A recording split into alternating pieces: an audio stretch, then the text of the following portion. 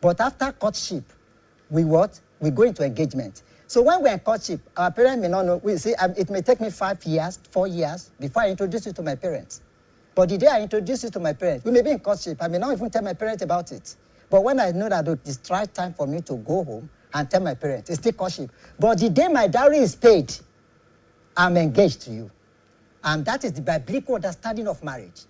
And then you're married. So what's the difference between that engagement and marriage? Thank you very much. That is what I'm telling you now. We are married, but we have not consummated that marriage. The day we have sexual relationship together, what distinguishes marriage from engagement is sexual relation.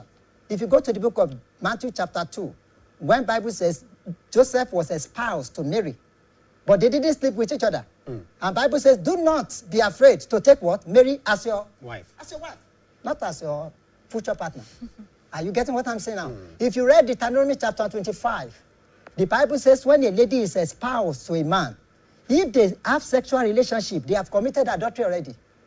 Bible says they have committed adultery. The problem we have today is we are packing engagement like sardines. We are sweeping it under the carpet.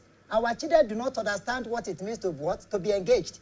They don't understand what it means to be what? To be in courtship. They don't even understand dating. They have abused the 2 languages. They believe that when they are in courtship, they are dating. Barrister, okay. You know, I would like us to clarify this, because it's as though we are taking it through the Christian way, the Christianity route.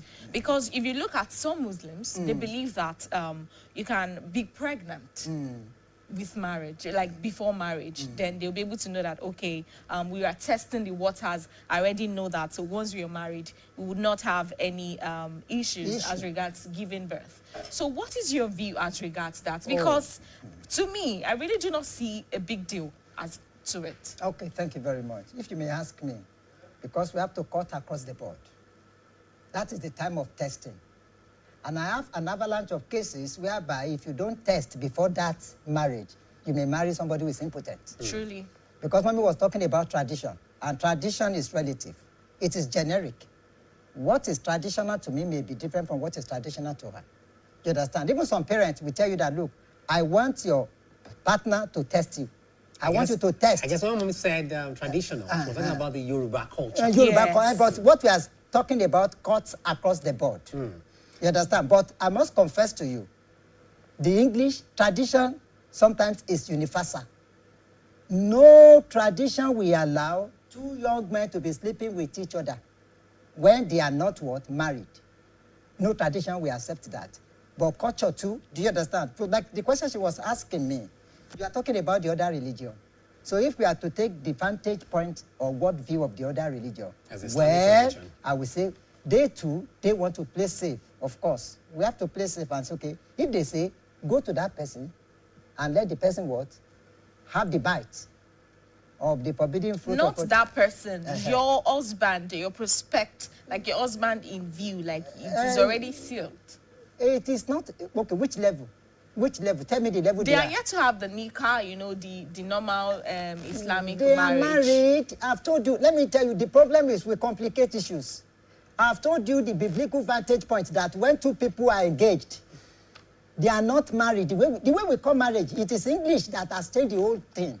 I read with the Hebrew lens. I read the Bible with the Hebrew lens, not with the English language. When the Bible was saying God took the man, took a rib from the man, it is not rib, it is not English, it is cell. The Hebrew translated it cell. God took a human being, he took a human being from the cell of what? From Adam. And that woman became what? That woman became another being. A sort of cloning. A sort of cloning.